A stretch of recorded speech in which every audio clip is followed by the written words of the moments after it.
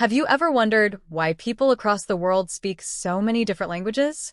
Why communication between cultures often feels like hitting a wall? Or why, despite our global connections, humanity still feels divided?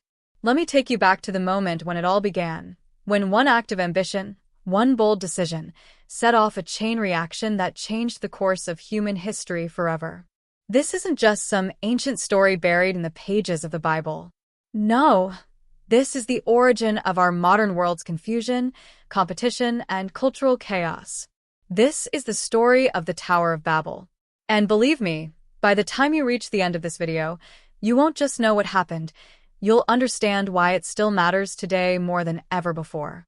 So don't click away, because the answer you came looking for, it's waiting for you right here. You're here for a reason. Something inside you wants to understand the bigger picture. Maybe you're curious. Maybe you're searching for truth, or maybe life just doesn't seem to make sense sometimes. I get it. We live in a world where it feels like no one truly understands each other anymore. It's like we're all speaking different languages, not just with our words, but with our actions, our beliefs, even our hearts. And you're not alone in feeling that way. Millions of people are waking up to the realization that our world isn't just divided by borders, it's divided by something much deeper, something that goes all the way back to the Tower of Babel. Now, I want you to picture this. Thousands of years ago, right after the flood of Noah, the earth was quiet rebuilding. Humanity was united. One language, one people, one purpose. Sounds ideal, right? But sometimes, unity can turn into pride. And pride? That's where everything starts to unravel. A city rose from the plains of Shinar. A tower began to reach toward the sky. And the people said, "Let us build it high enough to touch heaven itself."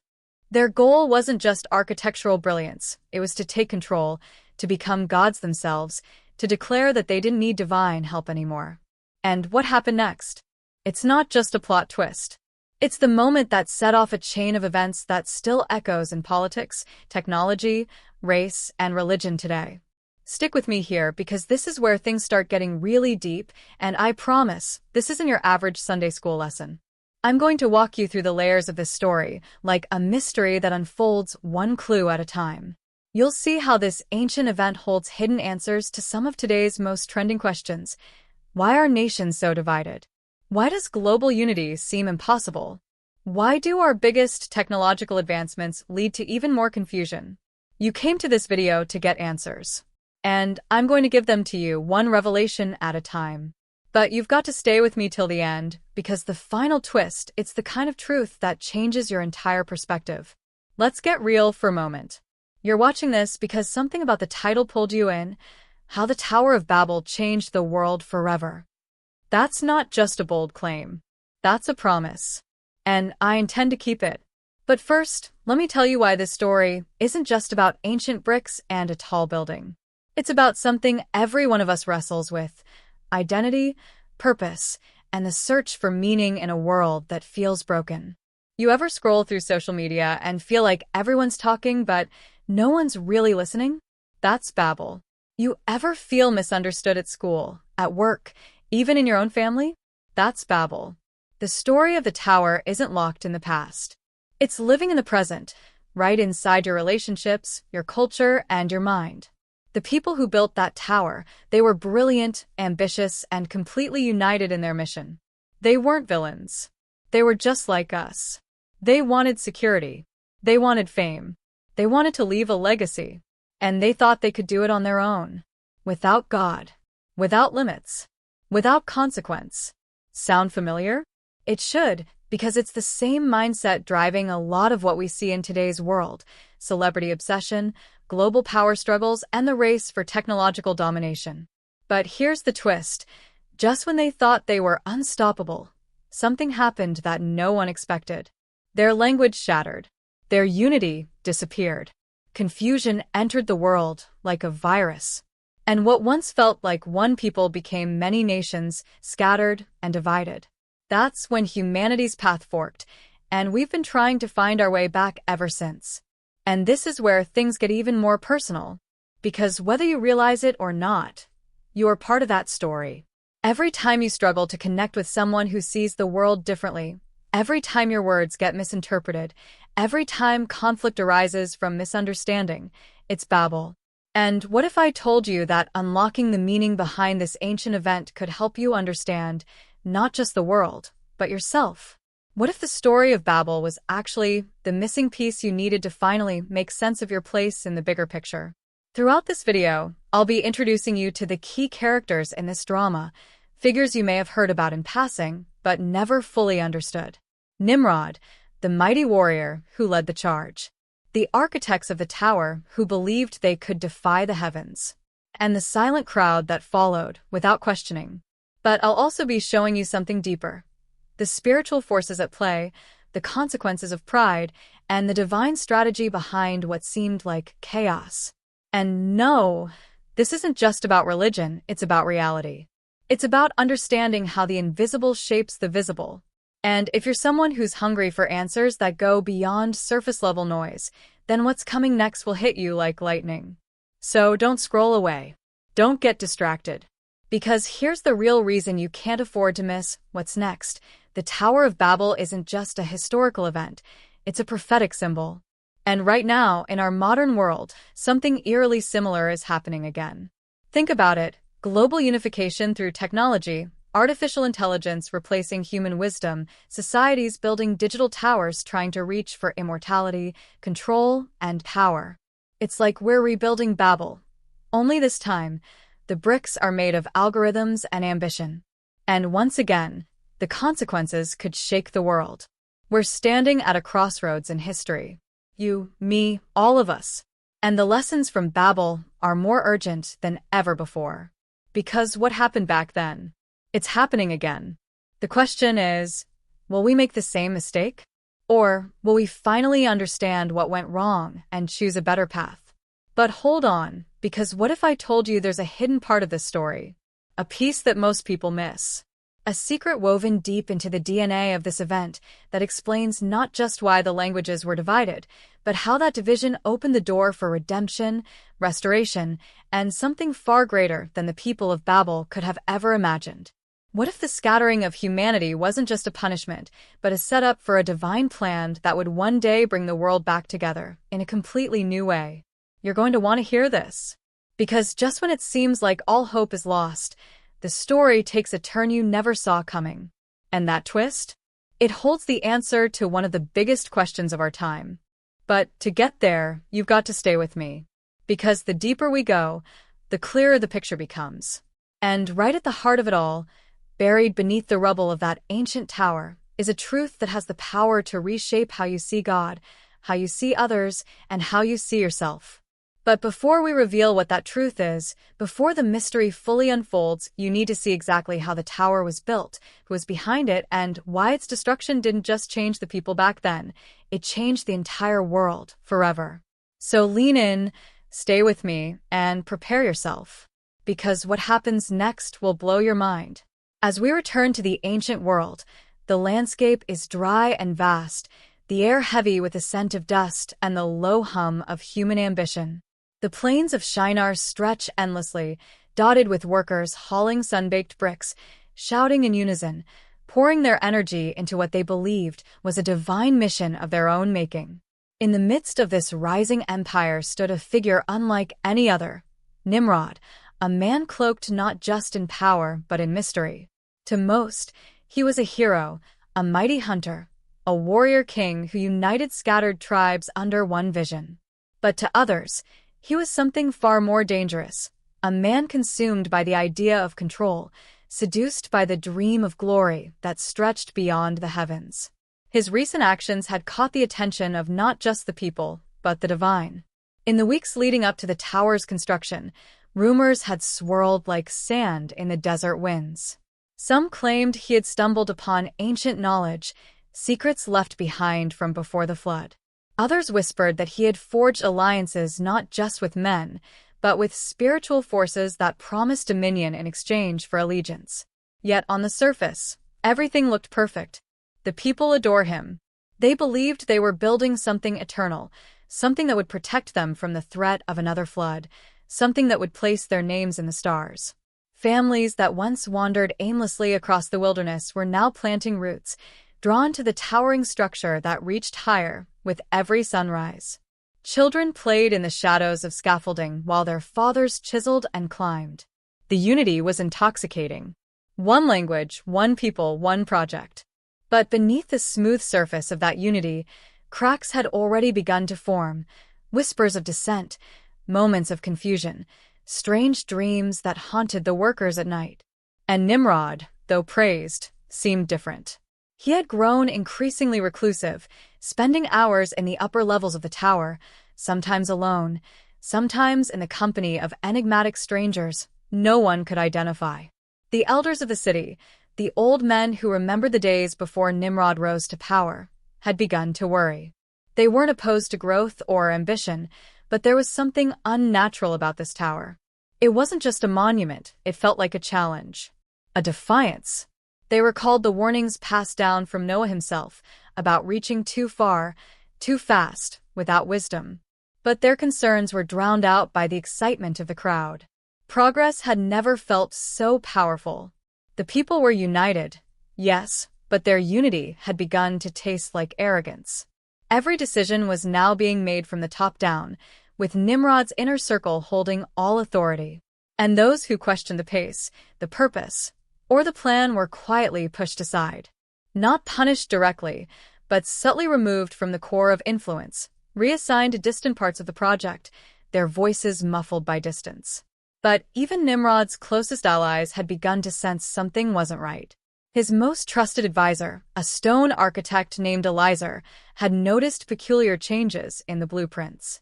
At first, it had been simple modifications, adding more height, expanding the base. But then symbols began to appear. Symbols that weren't part of any known language. Eliezer asked questions, but Nimrod brushed them off, claiming divine inspiration. Still, Eliezer couldn't shake the feeling that something was being hidden from him, something ancient, something forbidden. At night, he would sit alone, sketching the strange symbols, trying to decipher their meaning. And every time he did, he felt a growing unease in his chest, like he was trespassing into something not meant to be known. Meanwhile, in the lower camps, strange things were happening. People who had once worked in perfect sync were suddenly misunderstanding each other. Arguments broke out over simple instructions. Tools were misplaced. Blueprints went missing. At first, everyone blamed exhaustion. It was a massive project after all. But the incidents increased. Some workers even claimed they heard voices in their sleep, languages they couldn't understand, echoing in their dreams like distant thunder. When they spoke of it in the morning, others admitted to hearing the same thing. But no one knew what it meant. And no one wanted to believe that this dream, this tower of unity, might be unraveling from the inside. Nimrod, though confident in public, had grown restless. He had been seen pacing the upper balconies late at night, speaking to himself or to someone no one else could see. The guards assigned to his chambers had noticed strange lights, flashes of heat, and the distant sound of what could only be described as chanting. And once, just once, a servant swore he saw Nimrod speaking with a man whose face seemed to blur and shift like water. There one moment, gone the next. When he mentioned it, he was immediately reassigned to the outer camps, far from the tower. His name was never mentioned again.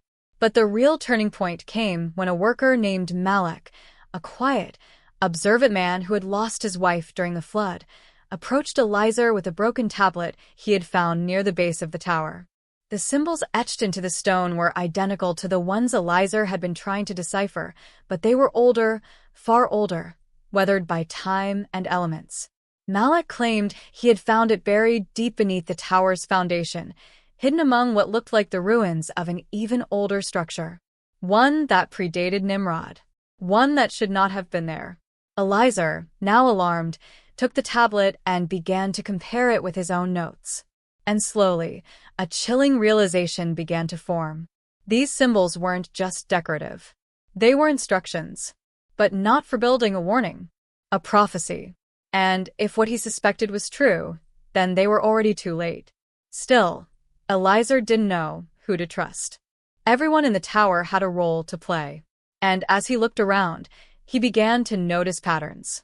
Those who questioned the project had vanished. New workers kept arriving, but no one knew where they came from. Supplies continued to pour in, but the source was never clear. It was as if the tower had become its own world, self-sustaining, feeding off the ambitions of those within. Even Malek, who had delivered the tablet, had gone missing just days later. Officially, he had returned to his village. Unofficially, no one could find the path he supposedly took. And so Eliezer began to wonder, was there someone actively silencing the doubters? Was the confusion spreading naturally, or was it being planted? Was Nimrod still in control, or had something else taken over? The deeper Eliezer looked, the darker the shadows became. Some claimed that strange beasts had been seen roaming near the edges of the construction zone, creatures that didn't belong to any known species. Others swore they had seen workers possessed by sudden bursts of rage, attacking their fellow laborers with no memory of doing so afterward. And the tower, which once seemed like a beacon of progress, now loomed like a warning. It cast long, strange shadows that seemed to move on their own as the sun set. People stopped calling it the future and began referring to it in whispers as the divide. But no one dared to stop. The momentum was too strong, the vision too big, and Nimrod, whether he knew it or not, was at the center of something far larger than he had ever intended. Was he a visionary pushing the limits of human achievement? Or a pawn in a spiritual game he didn't fully understand? Was the confusion creeping in from human error? Or was it a divine response, slowly building to something cataclysmic? And the greatest question of all, if this tower was destined to fall, then what, or who, would bring it down? One thing was certain. The higher the tower climbed, the more fractured the foundation became. And with every brick laid, the mystery deepened. Because somewhere, hidden in plain sight, was the truth no one wanted to face. And just as the final stone was about to be lifted into place, something shifted. But what happened next, no one could have predicted. The sun had barely begun to rise when Eliezer awoke to find his tent ransacked. His sketches, his notes, even the ancient tablet Malek had given him, gone. Every trace of the symbols he had painstakingly copied over the past few nights had vanished, without a sound. There were no signs of forced entry, no footprints, no one lurking nearby. It was as if the wind itself had crept in and stolen the truth. Panic welled in his chest, but he forced himself to stay calm. Someone clearly knew he was getting close. Someone had been watching, and if they were willing to erase every piece of evidence so cleanly, then they had access that pointed to someone inside Nimrod's inner circle. He quickly scanned the camp, hoping to spot anything out of place.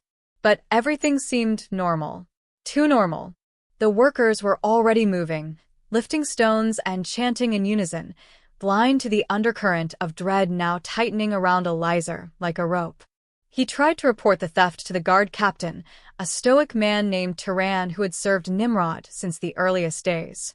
But Turan merely shrugged, offering a hollow apology and a thin smile that never touched his eyes. "You must have misplaced it," he said with practiced disinterest. "You've been working hard. Maybe take a break." It wasn't a suggestion. It was a warning. Eliezer nodded, but inside, alarm bells were screaming. This wasn't a random act of theft. This was a message: stop digging. Still, he couldn't let it go. The questions had already taken root in his mind, and even without his notes, the memory of those strange symbols haunted him. That night, he slipped away from the main camp and returned to the site where Malek had found the tablet, hoping against hope to find another clue. But when he arrived, he found the entire area filled in. The trench was gone. The foundation had been sealed with fresh stone, as if it had never been disturbed at all. It didn't make sense. Why would anyone go through so much trouble to hide an old relic? Unless it wasn't just old, it was dangerous. He wandered the site in frustration until a voice startled him. "You should not be here." It was soft, female, and came from behind a collapsed column. Eliezer turned sharply to find a woman standing there, partially concealed by the shadows. She looked familiar, though he couldn't place her. "Who are you?" he asked. "Someone who used to believe in this tower," she replied, "before I saw what it really was." She introduced herself only as Lyra, a former mapmaker who had been reassigned to menial labor after asking one too many questions. She'd been watching Eliza for days, she said, and had a warning. They don't just erase evidence. They erase people. Lyra claimed that Malak never left. She said she saw him the night he supposedly disappeared, dragged into the tower by 2 guards, screaming about symbols and secrets. No one saw him again. And she wasn't the only one. Others had vanished too. Engineers, scribes, even a priest who had warned that the project was inviting judgment. All of them silenced in the name of unity. Eliza listened, shaken but not surprised. If what she was saying was true, then they were standing on the edge of something far darker than he had imagined. And if Nimrod was hiding it, the question was why? They agreed to work together, cautiously, knowing that any misstep could mean their lives. But just when they thought they could dig deeper, another obstacle struck like lightning. That very night, a fire broke out in the central archive, an area guarded day and night, accessible only to Nimrod's top council. The blaze burned fast and hot, destroying scrolls, maps, and records. No one was injured, but everything inside was turned to ash. The official story was accidental combustion, dry parchment igniting from a dropped torch. But Eliza knew better. It was too clean, too timely. Whatever was in those archives was never meant to be seen. And just like his missing tablet, the fire erased more than just history, it erased answers. As the smoke cleared, another twist emerged, one that left Eliza reeling. Among the rubble, someone discovered a half-burned scroll, mostly unreadable except for one chilling line. Asterisk, the tower shall not stand, for it was built upon the blood of betrayal. Asterisk, the handwriting looked familiar. It was Malak's. And that changed everything.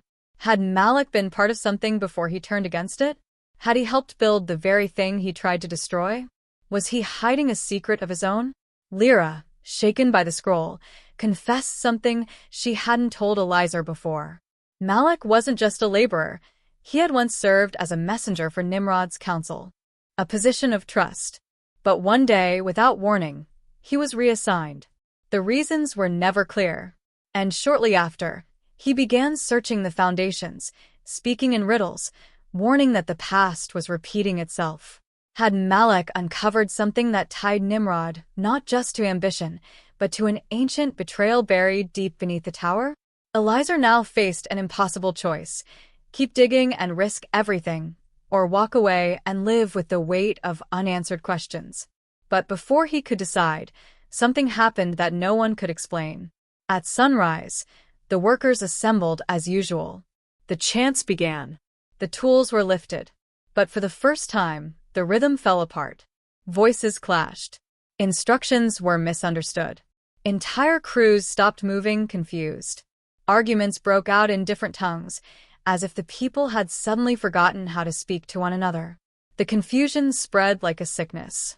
And as the chaos erupted around him, Eliza turned to Lyra in stunned silence. "This isn't just happening," she whispered. "It's beginning." But beginning what? And why now? Eliza didn't have the answers. All he knew was that the tower, once a monument to unity, was becoming a monument to something else entirely. And somewhere in the shadows, someone was still watching. As the morning unraveled into complete disorder, with voices clashing and commands dissolving into meaningless noise, Eliza felt the ground beneath his beliefs start to shift. What was once a place of purpose now looked like a sprawling madness, where the language of unity had splintered into chaos. But just as he was trying to make sense of this sudden outbreak of confusion, something else surfaced. Something that would pull him deeper into the labyrinth of secrets. While wandering through the camp's edge, trying to find anyone who still understood him, a young messenger approached him hesitantly. The boy didn't speak. He only held out a piece of cloth, wrapped tightly around a jagged piece of clay. Eliza took it with trembling hands and unwrapped it carefully.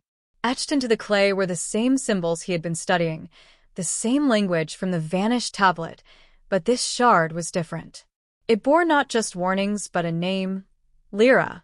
Before Eliza could even ask the boy where it came from, he had already vanished into the crowd. He turned to Lyra, who was still watching the confusion spread across the camp like a virus. When he showed her the shard, her expression shifted from curiosity to fear. She grabbed it, tracing her fingers over the symbols, and after a long pause, whispered that this wasn't just a warning. It was a record of people who had once attempted something similar. A hidden history that spoke of a failed tower long before Nimrod's time. And Lyra's name, her exact name, was among those recorded. "It's not a coincidence," she muttered. "My mother gave me this name because of a dream she had before I was born." She said the name came to her in a voice she didn't recognize. She said I would play a role in the fall of something built too high. Eliza stared at her, unsure what to believe. Was it prophecy? Madness? Or was something far older at work here, looping through generations like a curse waiting to be triggered? The mystery deepened when another unexpected player stepped into the shadows of their search. A man named Kale, once thought to have left the tower months ago, suddenly returned. Kale had been one of Eliza's oldest friends, a stonemason with a sharp mind and a reputation for questioning orders. He had vanished without explanation shortly after a dispute with Nimrod's council and was presumed to have either fled or been exiled. But now he stood before them, hardened and silent, with eyes that seemed to have seen something unspeakable. He warned them not to trust what they thought they knew. "It's not just language breaking apart," Kale said. "It's memory. It's identity. The tower is unmaking what makes us human, and it's doing it from the inside." Kale claimed to have found a hidden chamber at the base of the structure during his final days before disappearing. Beneath layers of sealed stone was a room lined with ancient artifacts, tools, bones, carvings, that predated not only the tower, but the flood itself. And among them was a mural that showed people building something vast, then turning on each other in madness before the skies split open in judgment. The faces on the mural were distorted, twisted in agony, but the resemblance to the current project was unmistakable. The worst part, Kale said, was what he saw just before he sealed the chamber back up, a mirror-like surface in the stone that reflected not the present, but what could come. And in that reflection, Kale didn't see a tower. He saw fire and falling bodies and silence. Eliza was torn. Kale had always been intense, but something in his voice now carried the weight of truth, or trauma too deep to fake. Still, the timing of his return couldn't be ignored. Why now? Who had allowed him back in, and what did he want? Lyra didn't trust him. She watched Kale closely, catching every flicker of his gaze, every pause in his speech. She whispered to Eliza that someone might be playing both sides, maybe even creating the chaos intentionally to cover something darker.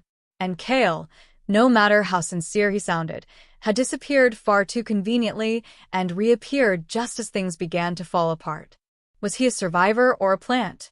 The deeper they dug, the more reality seemed to warp. One night, while hiding out in the ruins of an old granary, Eliza opened a hidden compartment Kale had shown him. Inside was another shard, this one smooth, warm to the touch, and pulsing with a faint glow. Etched across its face were symbols that didn't match any known script.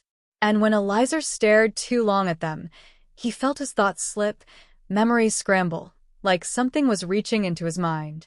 He dropped the shard in fear, and for the first time, he questioned whether they were uncovering truth or being lured into madness.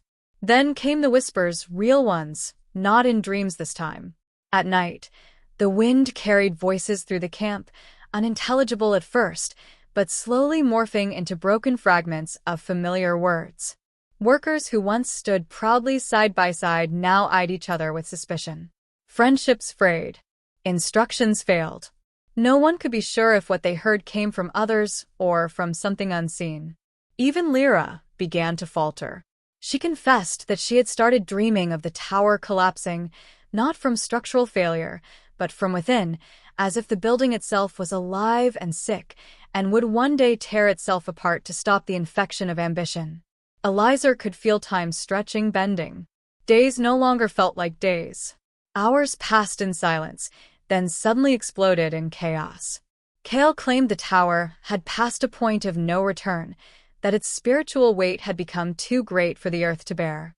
But he also hinted that Nimrod might not be the original architect, that the tower's blueprints had been discovered, not invented, that this was not a vision from man, but a replication of something far more ancient, buried deep in human memory and reawakened by accident or by invitation. No one knew what was real anymore. No one could be trusted completely. Eliezer found himself questioning Lyra, Kale, even his own memories. Had he always believed in the tower's purpose? Or had something shifted inside him, without his noticing? The messages, the symbols, the missing tablet. Was it all orchestrated? And if so, by who? Or what? Then, just as they thought they might be closing in on the heart of the mystery, a new figure appeared at the base of the tower. An elder, wrapped in faded robes, face covered in soot and time. No one knew where he came from. He didn't speak. He simply stood there, staring up at the structure, unmoving for hours. When someone finally approached him to ask who he was, he raised one finger and pointed toward the highest part of the tower still under construction, and whispered, in a voice as old as stone, the first name written in the foundation was not Nimrod. And with that, everything they thought they understood began to crumble. The sky had begun to change. What was once a clear, brilliant horizon of golds and blues now hung thick and low, veiled in a strange gray that didn't move like natural clouds. It hovered with an unnatural stillness, casting a weight over the tower that made every breath feel slightly harder to draw. Workers started abandoning their posts, complaining of dizziness, whispers in their heads, and dreams that felt too real. Even the animals, birds, oxen, dogs, had begun to avoid the tower's perimeter. The sense of something watching, something ancient and angry, had crept into every corner of the camp. And for Eliezer, the darkness wasn't just in the sky anymore. It was crawling into his mind, setting up residence like it belonged there. He hadn't slept in over 30 hours, too haunted by what that old man had said at the base of the tower. If Nimrod wasn't the first name written into the foundation, then who was? The weight of that question grew heavier when Lyra vanished. One moment she was beside him, helping translate the symbols on a partially unearthed stone at the tower's edge, and the next she was simply gone. No footsteps, no struggle, no sound. Her tools were still lying in the sand, her cloak still folded near the foundation wall. But Lyra, bright, determined Lyra, had vanished like a shadow at dusk. Eliezer searched for hours, calling her name through the maze of scaffolding and stone, asking workers, begging guards, but no one claimed to have seen her leave. Some even pretended not to know who she was, which was impossible. She'd been at the site longer than most. His stomach sank with each empty answer. It was just like Malek. One moment visible, the next a ghost no one dared to speak of. By dusk, Eliezer felt the heat of real fear setting in, not the kind that just makes your heart race, but the kind that settles behind your ribs like a cold stone. As he sat alone, staring at the piece of clay bearing Lyra's name, a folded scrap of parchment was quietly slipped beneath his tent flap. He hadn't heard footsteps. No voice. Just that subtle sound of fabric shifting. He snatched it up and unfolded it, fingers trembling. The message was scrawled hastily, like someone had written it while running or hiding. Asterisk, leave now. You were never supposed to find it. The tower remembers who you are. Asterisk, there was no signature. No sign of who had delivered it. Just those chilling words that confirmed everything he feared.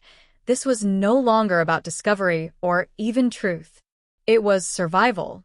The message sent his thoughts into a tailspin. Asterisk, the tower remembers. Asterisk, what did that even mean? How could stone remember?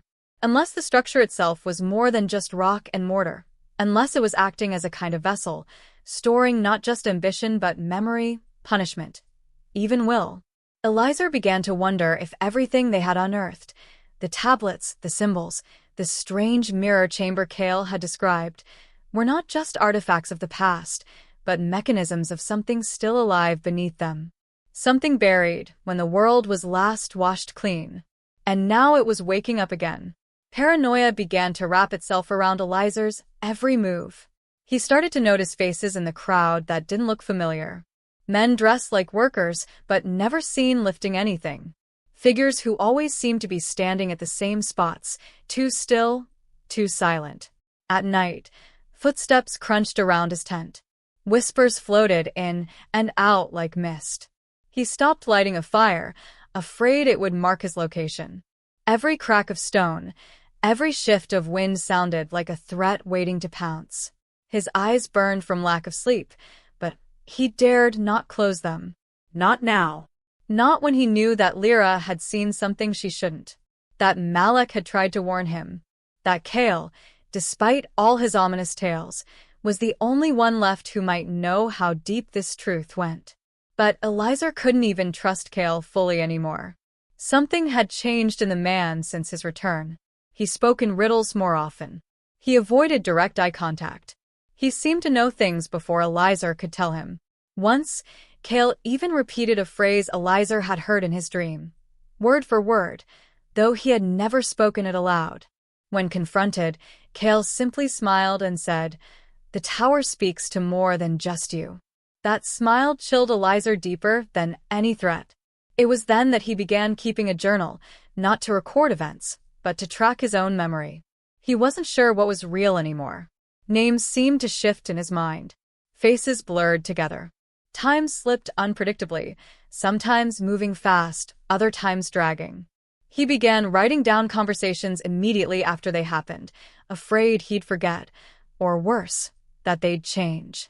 He even found one page already filled with writing he couldn't remember making, a spiral of symbols growing darker as they reached the center, the same ones from the shard that had made him feel dizzy days ago. He didn't know what it meant. He didn't want to know. Then the breaking point came. One night, unable to bear the tension, Eliezer snuck back to the sealed chamber Kale had spoken of. He dug beneath the layers of stone until his fingers were raw and bleeding. He clawed at the earth like a man digging up his own grave. And when he finally breached the wall and stepped into that hollow place, he saw something he could never unsee. It wasn't just a chamber, it was a tomb. Or maybe something worse. The walls were covered in murals, painted in blood red and ash, showing a story that didn't match any scripture or legend he knew. People building a tower, not for God, but against God. Not in unity, but in defiance. And in the final panel, the builders weren't struck down by fire or water. They were transformed. Faces melting into masks. Mouths stretched open in endless screams. And at the center of it all, a single name, carved deeper than all the rest. A name he knew. His own. He staggered backward, dizzy, breath frozen in his chest. The torchlight flickered violently, as if reacting to his realization. Was it a coincidence? A hallucination? Or had this tower been calling to him from the beginning, not because he was curious, but because he was chosen? If so, then by who? Or what?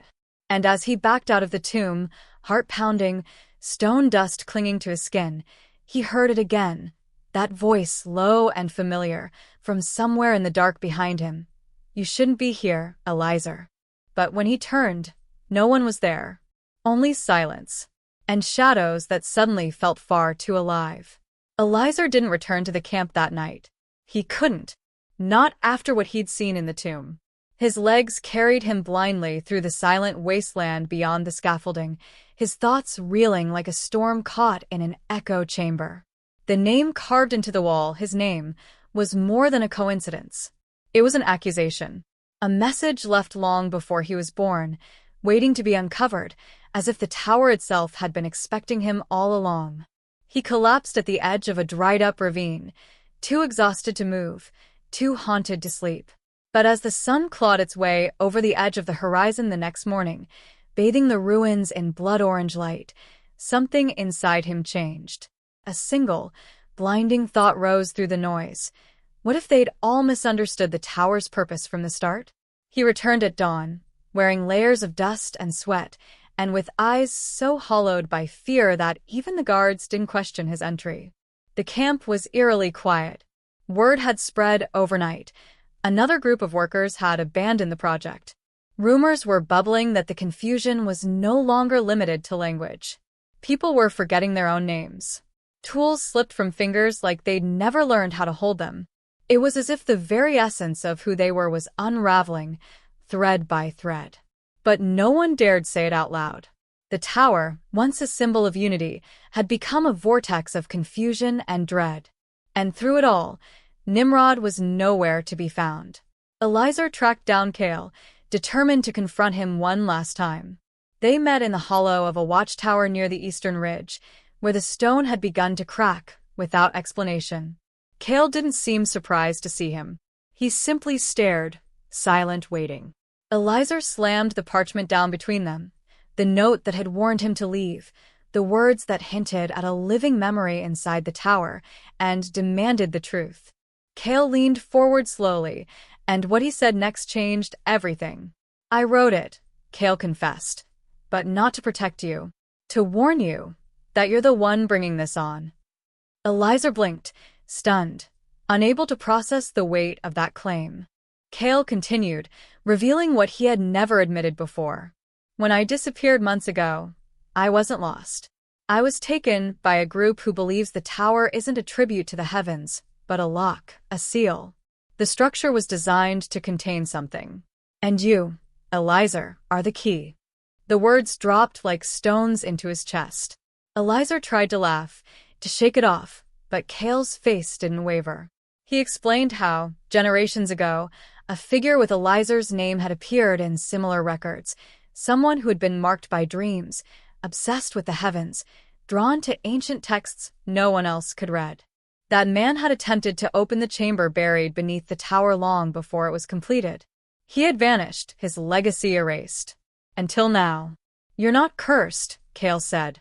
"You're repeating something. A loop.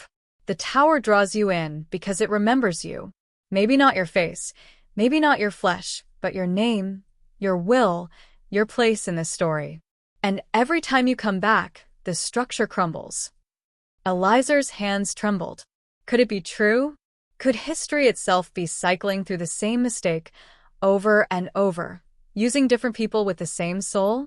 It would explain the dreams, the sense of déjà vu, the unearthed mural depicting someone who looked eerily like him, the collapsing sanity of the builders, as if they were stuck in someone else's nightmare. But before Eliezer could ask more, Cale gave him another revelation, one that made his blood run cold. Lyra wasn't missing. She had joined the other side. "She found them before I did," Cale said bitterly. "The ones who believe the tower must fall to stop what's coming. But they're not looking to destroy it with tools. They want to awaken what's inside. They think you are the final piece. And that when you remember who you really are, the seal will break." The ground beneath them trembled, not with an earthquake, but with something slower, deeper, like the tower was breathing. Eliezer staggered back, choking on disbelief. He thought of Lyra's name on the tablet, the strange dreams she said her mother had before naming her. It wasn't prophecy. It was programming. Lyra had been placed in his path to guide him to this moment. Not to help him stop anything, but to lead him back to the door. Suddenly, the message hidden in the symbols made sense. The dream, the confusion, the missing memories, it all pointed to one terrifying truth. The Tower of Babel wasn't built to reach God. It was built to keep something out, or something in. And now, that something was waking up. Just before Cale could say more, a horn sounded from the center of the camp, short, sharp, and followed by a rising scream. People were running. Not from fire, not from collapse, but from something rising from the base of the tower, something massive and dark that shimmered like heat, but felt like ice. Eliezer bolted toward it, unsure if he was running to stop it or fulfill it. Cale called out after him, shouting something Eliezer couldn't make out, but the last word hit hard, clear as thunder. Remember. The earth shook again, and the tower began to bleed. Eliezer ran until the burning in his chest became unbearable, until his feet threatened to collapse beneath him, until the screams behind him faded into the swirling haze that now blanketed the tower. He didn't know what he expected to find at the base. Maybe an answer, maybe Lyra, maybe even something so incomprehensibly divine or monstrous that it would either destroy him or free him. But what he found instead was silence. deafening, paralyzing silence. The kind that presses against your ears and makes your heart beat loud enough to drown out reason. The mask that had risen moments ago is gone, or maybe hidden just out of sight, but what remained was the sigil. That strange mirror-like symbol carved into the foundation, now glowing faintly with a pale, sickly light. Eliza approached it, one hand extended as if pulled by instinct, by fate, by something older than choice. And just before his fingertips touched it, a voice called out his name from the shadow of a collapsed archway. It was Lyra, but not the Lyra he remembered. Her voice trembled, not from fear, but from something else, resolve. She stepped into view slowly, her hair tangled, eyes rimmed with red, hands shaking not from exhaustion but from whatever she had done or was about to do. Eliza rushed to her, desperate to make sense of her disappearance, of Cale's accusations, of the growing madness surrounding them. But she didn't reach back. She simply looked at him with a kind of heartbreak that was worse than any physical pain. And then she told him the truth. She had known about the sigil long before he arrived. She'd seen it in her mother's sketches, read it in the forbidden scrolls of a forgotten order that believed the tower wasn't just a structure, but a vault. She had only joined the dig to make sure Eliza found it. Not because she wanted him to stop what was buried, but because she needed him to complete the process. According to the writings, only a bloodline tied to the original builder, someone like Eliza, could activate the final lock. And if that lock was ever opened, the cycle would begin again. A purge, a judgment, a rewriting of the world. Eliza was frozen. His mind couldn't catch up to the cascade of betrayals and revelations. He wanted to scream at her, to ask why she would do this, but she cut him off before the words could form. She told him it wasn't about destruction. It was about truth. The world they lived in, confused, broken, scattered by division, wasn't a side effect of human failure. It was engineered. A language barrier wasn't just imposed. Memory, history, even soul recognition had been severed to keep mankind blind to the truth. Lyra believed that by opening the tower, they could restore what was lost. One language, one purpose, one identity. But it came with a cost. If Eliza touched the sigil, it would not only begin the process, it would erase everything false. Governments, nations, belief systems, entire genealogies would collapse under the weight of what was revealed. Billions would lose the foundation of who they thought they were. It would bring clarity, but also chaos. Healing, but only after the wound was torn wide open. Lyra looked at him, her voice trembling now, not with conviction, but with love. She gave him a choice. He could walk away. They would bury the tower again. Leave the truth to rot beneath stone for another few thousand years. No one would know what was sacrificed. Or he could finish what had been started. Become the key. Trigger the awakening. And face whatever came next, knowing the world would never be the same again. The weight of that choice crushed him. Every part of his body wanted to scream. How could he trust her? How could he know she wasn't just a pawn of something darker? What if this wasn't about truth at all, but manipulation? What if the tower wasn't a vault or a curse but a prison? And unlocking it wouldn't set humanity free, but unleash the very thing the builders had died trying to contain? But worse than those questions were the ones gnawing at his soul. What if she was right?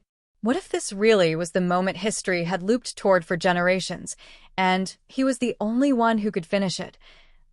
What if the nightmare they lived every day, conflict, confusion, disconnection, wasn't a flaw, but a design? And what if all the pain of that design could be undone, if he just had the courage to risk everything? He turned from her, unable to look her in the eyes as he battled himself.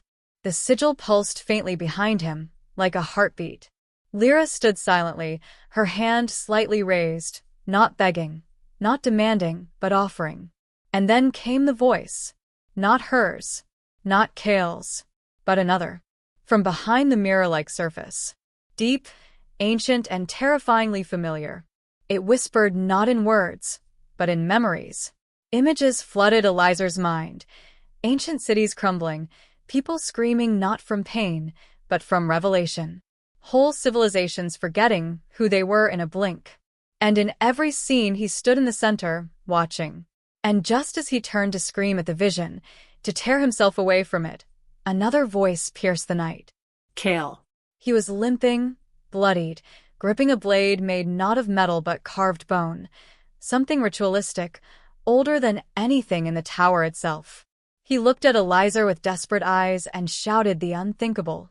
"If you touch it, I'll have to kill you." The silence shattered. Lyra screamed.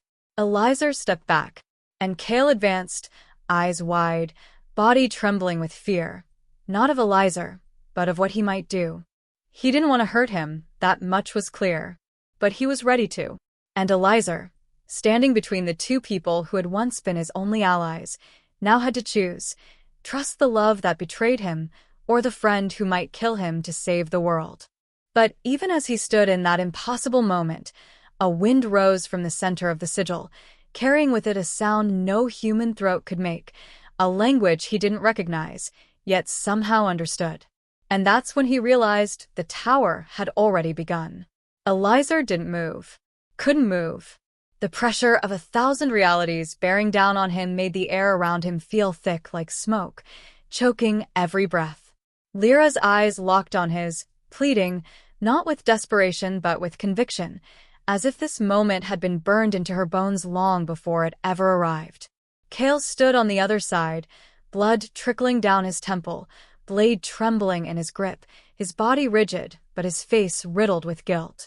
Time itself seemed to warp around them, the pulsing sigil casting flickers of ghost-like images across the cracked stone, glimpses of memories that didn't belong to them, languages forgotten, voices lost, decisions made and buried in the layers of human history. And then, everything unraveled. A low rumble surged from beneath their feet, this time not from the tower but from beyond it, deep within the earth, where the bones of older civilizations lay crushed under the weight of progress and pride.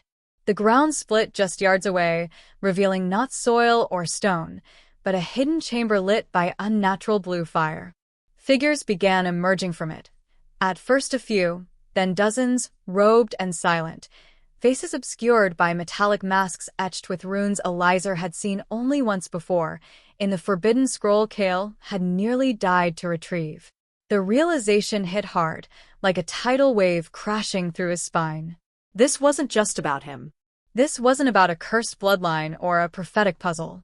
This was about them. A group, maybe a cult, maybe something older, who had been guarding the truth of Babel for millennia. Not to protect humanity from it, but to control when and how it would be released. Kale cursed under his breath, backing toward Elizar, his eyes darting between the hooded figures and Lyra, who, to his horror, didn't seem surprised. In fact, she stepped forward, lowering her head in silent recognition as the masked figures approached. One of them, taller than the rest, removed his mask slowly, revealing a face Elizar had seen countless times but never truly known, Professor Tellen, the senior archaeologist who had overseen the entire excavation for years. He had been quiet, forgettable, almost invisible. Elizar had never heard him speak more than a handful of sentences. But now his voice thundered through the ruins with impossible clarity, his words slicing through the tension like a blade. "You were never meant to find it on your own," Tellen said, his eyes locked on Elizar. "You were supposed to lead us to it. The signs were always there. In your dreams. In your name. In your blood." Kale swore louder, his face paling. You were part of this? All this time?" Tellen smiled, but it was devoid of warmth. "We are the keepers of the first tongue. We preserved what Babel buried. We hid the remnants of the true language, the divine language, so humanity could one day reclaim its voice. But only through chosen vessels, through cycles of confusion and revelation. The tower didn't fail. It worked exactly as intended. It divided the world, so it could one day be brought back together by one who carried the echo of the first speaker. And now, that speaker stands before us. Elizar felt his stomach twist. He wanted to run, to disappear into the ruins and forget he'd ever heard of Babel. But something deeper held him still, Not fear, not obligation, but a horrible, gnawing curiosity. The kind that asks what happens if you open the box you were told never to touch. He looked at Lyra, betrayal painted across his face, but she didn't flinch. "I didn't lie to you," she whispered. "I just didn't tell you everything. You had to come to it on your own. You had to feel it. That's what makes it real." Cale gritted his teeth, stepping in front of Eliezer now, as if to shield him. "Don't listen to them. They don't want unity. They want control. They'll rebuild the world in their image, with one voice, their voice. This isn't about truth. It's about power." Tellen laughed softly, shaking his head. "Isn't it always?" And with that, a second shockwave rippled outward from the sigil.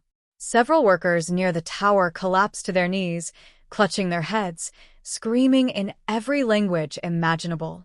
Some fled. Some froze. Others began speaking in tongues not heard in thousands of years. The air thickened with static as the tower itself began to shift, not collapse, but change, as if it were waking from a long, tortured sleep. And then came the final blow. From the shadows of the robed figures stepped another familiar face, Commander Eden, the security head of the excavation team, the man who had once pulled Eliezer from a collapsing scaffold, the one person he had always trusted to be on the outside of the madness. But now, clad in the same robes, he bowed low before the sigil and uttered a phrase in a language Eliezer understood without ever learning. The tongue returns. The confusion ends. The veil burns away. Cale turned to Eliezer in horror, grabbing his shoulders. "You still have a choice. They need you alive. That means you have leverage. We can destroy it. Together. We can stop them before it's too late." But Eliezer's heart was pounding too loudly to hear anything clearly. Everyone he thought he knew had chosen sides, and he was the last piece on the board. One move, and the world could change forever. He looked back at the sigil, now glowing with unbearable intensity, then to Lyra, her face soaked in tears she couldn't explain, and finally to the growing crowd of masked followers chanting in perfect unison, a sound not chaotic, but eerily harmonious. And just as he opened his mouth to speak, a crack split the tower from base to crown. And something began crawling out. The ground trembled as the crack split further up the ancient stones of the tower, groaning with a sound that seemed less like architecture breaking and more like something being born. Light no longer glowed from the sigil. It surged, alive and pulsing, responding not to any mechanical force but to will, to breath, to blood. Eliezer felt it deep in his chest, a rhythm syncing with his own heartbeat. Every step he took toward it made that connection more intense, like the tower itself was waking and recognizing him. Behind him, chaos spiraled. The keepers of the first tongue formed a circle around the base, chanting in unison, the robed figures rocking as their voices rose into a language that hurt to hear. Cale shouted something, maybe his name, maybe a warning, but the roar of wind and thunder drowned it out. Lyra screamed as the tower released a beam of white-hot energy into the sky, splitting the clouds like a knife, casting strange glyphs across the heavens that shimmered for only a second before dissolving into smoke. Eliezer stepped toward the crack, toward whatever was crawling out, and for a moment, time stood still. It wasn't a creature. It wasn't even a being, not in the way a human mind understands. It was consciousness, pure and ancient. It took shape in shifting forms, faces, voices, all familiar yet wrong, as if it wore the memories of humanity like a costume. It spoke not with words but with thoughts, piercing into Eliezer's memories, dragging out images of his father's death, of the notebook hidden beneath his bed, of Lyra's betrayal, of Cale's fear. It knew him. It had always known him. "You are the echo." The voice rang inside his mind, not spoken aloud but heard in a place deeper than his ears. The last syllable of the first sentence. "Speak, and the world will remember." And then he saw it, the final piece of the puzzle, hidden in plain sight. The glyphs weren't a language, they were names. The tower wasn't a weapon or a prison, it was a record. a celestial memory bank of every soul that had ever spoken the divine language. The confusion of Babel hadn't been punishment. It was mercy. Humanity had been fractured not to be punished, but to be protected from this parasitic consciousness that once thrived in unity. It needed a singular language to survive, to spread. The keepers weren't preserving the truth. They were trying to resurrect it. Everything clicked in that moment. Talon's cryptic teachings, Lyra's urgency, Kale's warnings. The sigil didn't unlock a new world. It reconnected the old one to the original virus. A sentient, linguistic parasite that once ruled through collective thought, through perfect understanding, through control so absolute that no rebellion could even be conceptualized. And now, thanks to Eliezer, it was almost free. He turned to Lyra, whose face now twisted in pain. She hadn't known.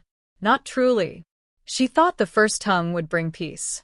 She didn't realize peace under this entity meant the end of individual will. Kale was right. This wasn't salvation. It was assimilation. Eliezer ran toward the sigil, heart pounding, not to activate it, but to destroy it. He remembered Kale's blade, the one carved not from steel but from bone. Human, yes, but altered by rituals that defied understanding. That blade was never meant to harm a person. It was forged to sever the link between the tower and the world. He shouted Kale's name, and Kale, despite everything, understood. Without hesitation, he hurled the blade across the chaos, and Eliezer caught it mid-stride. The consciousness screamed, not aloud, but inside every mind within miles, a frequency that shattered thoughts and bent knees. Some of the keepers collapsed. Others bled from their eyes and ears. Talon stepped forward, eyes wide with something between terror and rage, and lunged toward Eliezer. But Lyra, with one final act of clarity, intercepted him. She tackled the old man to the ground, whispering something in his ear that made him go still with horror before the sigil's glow enveloped them both. Eliezer drove the blade into the center of the sigil. There was no explosion, no blast, just silence, a deep, vacuumed silence that swallowed the air. Then came a pulse, not a tremor, a heartbeat. The glyphs in the sky shattered like glass. The voices stopped. The consciousness hissed, not in pain, but in realization. It hadn't been destroyed, but disconnected. Isolated once again. Trapped in the tower without a voice to speak it into being. And just when Eliezer thought it was over, when the wind died, when the light dimmed, when Kale dragged himself forward with tears in his eyes, something shifted beneath his feet. The stone platform began to sink. Not collapse, but lower. A spiral staircase descended from the very core of the tower. Eliezer turned toward Kale, who only shook his head, disbelief painting his face. "No one knew there was more," he said. "We thought this was it." Eliezer looked at the path now open to him, a darkness so deep it swallowed light whole. The tower hadn't just been a vault.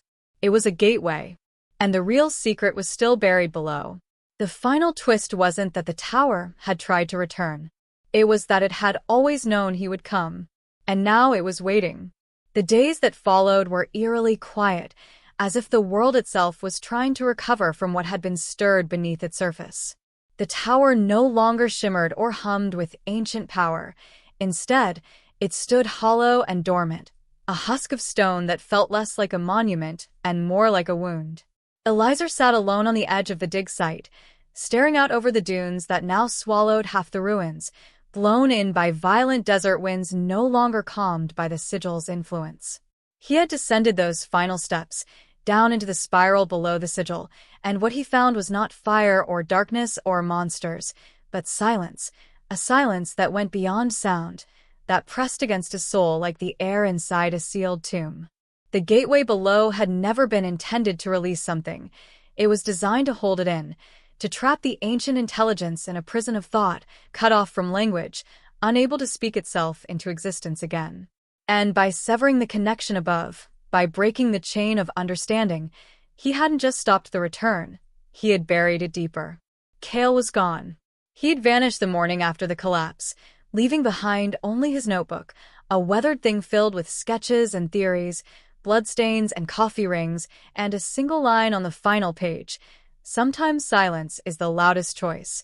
Whether he left because he was afraid or because he knew too much, Eliza would never know. As for Lyra, she had survived the collapse, barely. Her mind had been fractured, drifting between past and present, between who she was and who she might have become if the tower had succeeded. She no longer spoke in one language, but many, some real, some lost, some never written. Doctors tried to explain it away as trauma-induced psychosis, but Eliza knew better. The voice had touched her mind too deeply. She had looked into the heart of Babel and been seen in return. He visited her often, not out of guilt, but because she was the last person who could understand what they had uncovered. Sometimes, in fleeting moments, she would lock eyes with him and say things like, "The tongue remembers." He never asked what she meant.